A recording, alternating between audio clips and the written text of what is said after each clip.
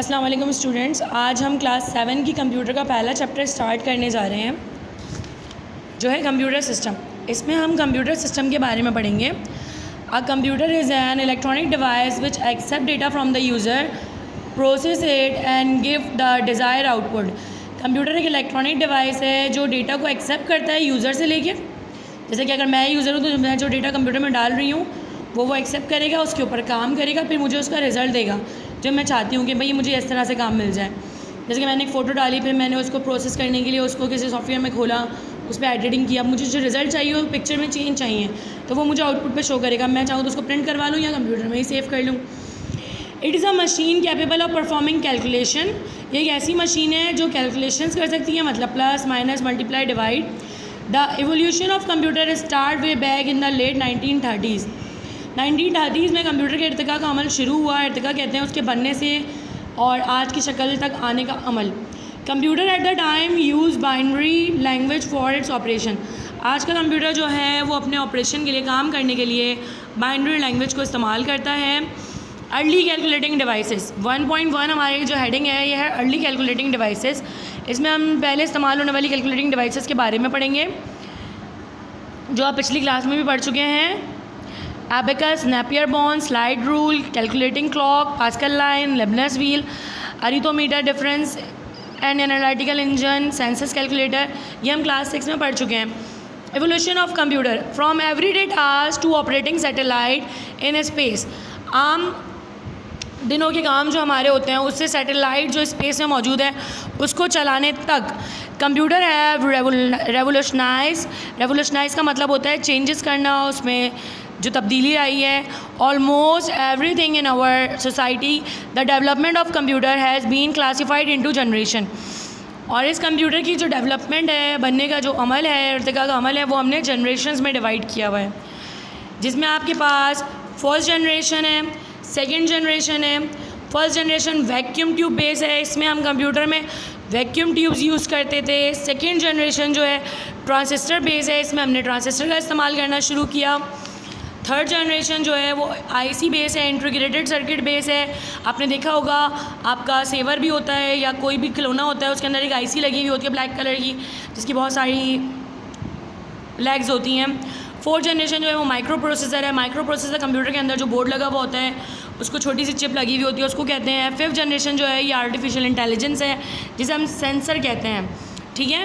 तो ये मैंने आपको जनरेशन के बारे में बताया कि हमारी 5 जनरेशन ऑफ कंप्यूटर, कौन सी जनरेशन किस चीज़ पे बेस करती है, ये आपसे क्वेश्चन में ज़रूर पूछा जाएगा कि फर्स्ट जनरेशन जो थी वो वैक्यूम बेस ट्यूब बेस थी, सेकंड जनरेशन ट्रांजिस्टर बेस थी।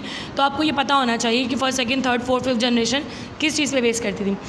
क्लासिफिकेशन ऑफ कंप्यूटर, अब हम कंप्यूटर को कैटेगरीज या क्लासेस में डिवाइड करेंगे।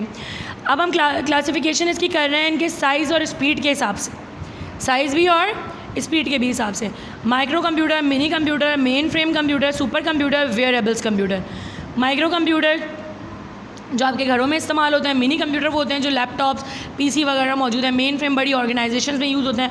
सुपर कंप्यूटर जो होते हैं वो स्पेशली डिज़ाइन होते हैं बड़ी बड़ी ऑर्गेनाइजेशन के लिए, सैटेलाइट वगैरह में यूज़ करने के लिए। Functional component of computer, computer में काम करने वाले जो कंपोनेंट्स हैं। Input devices, central processing unit, output devices, storage devices. 4 तरह की डिवाइसेस हैं, इनपुट, सेंट्रल प्रोसेसिंग, आउटपुट और स्टोरेज। कि एक आपने इनपुट दिया, आपने प्रोसेस कराया, आप चाहे तो आप उसको स्टोर कर लें, आउटपुट देख के आप उसको स्टोर भी कर सकते हैं और स्टोरेज में से निकाल के आप उसको देख भी सकते हैं, ठीक है। तो ये आपका एक कंप्यूटर के काम करने का तरीका। इनपुट लेता है, प्रोसेस करता है, आउटपुट देता है और सेव भी कराता है, ठीक है। सेव किए हुए को रीड भी करता है और रीड किए हुए को सेव भी करता है। रिमेंबर, अब याद रखने की बात क्या है इसमें, the input and output device attach to a computer are called computer peripherals. जो भी डिवाइसेस कंप्यूटर से अटैच हुई हुई होती हैं, चाहे वो इनपुट हो चाहे वो आउटपुट हो, वो कंप्यूटर पेरिफेरल्स कहलाती हैं। Computer peripherals, a computer system consist of hardware and software. Computer का जो सिस्टम होता है उसमें हार्डवेयर सॉफ्टवेयर दोनों होते हैं। Hardware is the physical constitute of a computer system. जितनी भी फिजिकल चीज़ें कंप्यूटर में शुमार हैं, जो जिस पे कंप्यूटर मुश्तमिल है, वो उसके तमाम पार्ट्स जो हैं जो वजूद रखते हैं वो सब उसके हार्डवेयर कहलाते हैं, physical components. Software add logic, decision making and data processing power to the computer. Software जो है वो कंप्यूटर को काम करने में मदद देता है, उसको लॉजिक देता है, सोचने समझने की सलाहियत देता है और उसकी प्रोसेसिंग पावर को बढ़ाता है। All the input, output and processing storage devices are classified as peripherals. तमाम input, output, processing और storage devices को हम peripherals कहते हैं. The word peripherals come from free ferry. The जो वर्ड है peripheral ये निकला है free ferry वर्ड से, which mean at the edge और border. इसका मतलब है, एड्ज का मतलब होता है किनारा, बॉर्डर कहते हैं आउटलाइन को, कि वो बिल्कुल किनारे पे या बॉर्डर की साइड. इस वर्ड के मीनिंग है. इन अ कंप्यूटर टर्मिनोलॉजी, कंप्यूटर की टर्मिनोलॉजी में आप देखिए हर चीज़ की अलग डिक्शनरी होती है. किसी वर्ड के इंग्लिश में मायने अलग होते हैं, उर्दू में अलग होते हैं, सिंधी में अलग होते हैं. तो कंप्यूटर की टर्मिनोलॉजी में peripherals are the device which are connected to the motherboard. peripherals हम उन डिवाइसेस को कहते हैं जो मदरबोर्ड से कनेक्ट होती हैं. The motherboard has controller circuit for controlling all devices. Motherboard के अंदर एक कंट्रोलर सर्किट होता है जो तमाम डिवाइसेस को कंट्रोल कर रहा होता है. peripheral devices comprise input, output and storage. peripheral devices जो हैं वो इनपुट, आउटपुट और स्टोरेज डिवाइस पर मुश्तमिल है. ठीक है.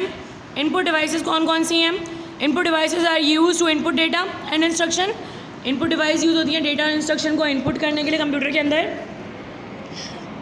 The data can be in the form of text, number and image. Data form number, text, image किसी भी शक्ल में हो सकता है.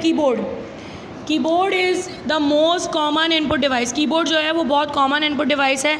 ये बनी हुई आप सब इससे बहुत ज़्यादा फेमिलियर है क्योंकि सबने जिसने भी कंप्यूटर देखा है उसने कीबोर्ड भी देखा होगा. Keyboard are available in different shape and size and colours. Keyboard जो है वो डिफरेंट शेप, साइज़ और कलर में मौजूद होता है. Mouse is another input device. Mouse एक और इनपुट डिवाइस है विच इज़ कॉमनली यूज, जो हम कॉमनली यूज़ करते हैं.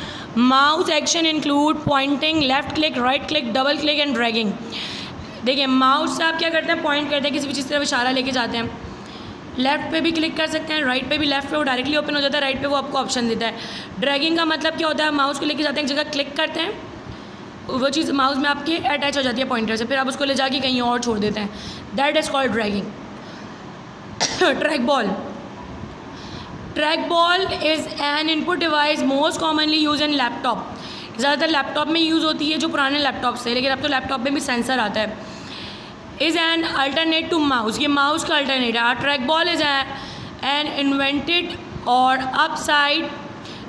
और अपसाइड डाउन माउस. इन्वर्टेड मतलब माउस को आप उल्टा कर दीजिए या उसकी जो पीछे वाला हिस्सा है उसको हम ऊपर ला के रख देते हैं. दोनों बातें कह सकते हैं. With the ball visible from the top, the ball is rotated within the casing to move the cursor. अब देखिए माउस को हम हिलाते हैं, नीचे से बॉल हिलती है, ठीक है, लेकिन यहाँ हम डायरेक्टली बॉल को ही हिलाते हैं ताकि कर्सर मूव करे. वही वाला काम करता है माउस वाला. हम माउस को उल्टा करके रख लें तो बिल्कुल इसी तरह से हो जाएगा वो भी. इसमें भी आप फॉरवर्ड बैकवर्ड कर सकते हैं. इस पर बटन्स बने हुए होते हैं, उससे आप लेफ्ट राइट क्लिक भी कर सकते हैं ऊपर नीचे की तरफ. ये बहुत सारी मशीन्स में यूज़ होता है, ठीक है, लैपटॉप के अलावा भी. जॉयस्टिक तो बच्चे पहचानते ही होंगे सारे. You can play video game using a joystick. आप जब वीडियो गेम खेलते हैं, डिशुम फाइटिंग वाला, इधर उधर ऊपर नीचे करने वाला, इसमें भी बटन्स होते हैं क्लिक्स करने के लिए for different operations. Different button इसके अंदर बने हुए होते हैं, लेकिन जो ये मूव करता है, इसका जो ये हैंडल बना हुआ है, इससे आप इसे लेफ्ट राइट अप डाउन करवा रहे होते हैं. Object quickly move, it allow to move the object quickly on the screen पे मूव कराने के लिए.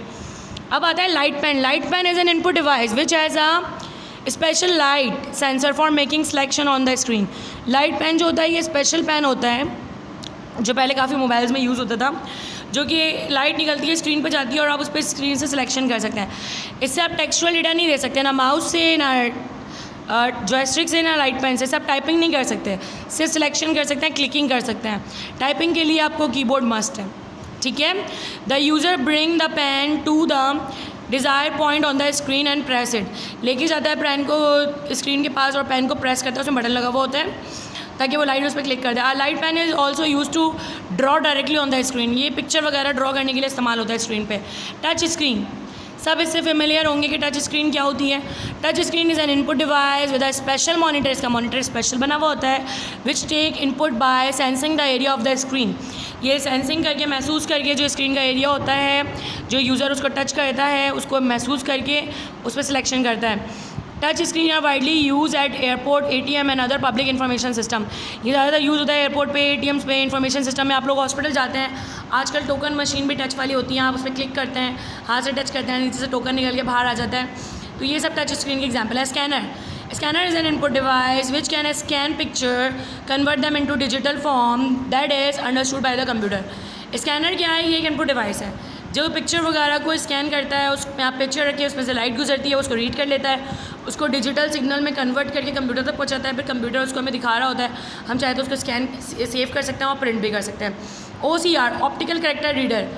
OCR software interpret the text in the scan image and store it as a text file which can be edited using a word processor.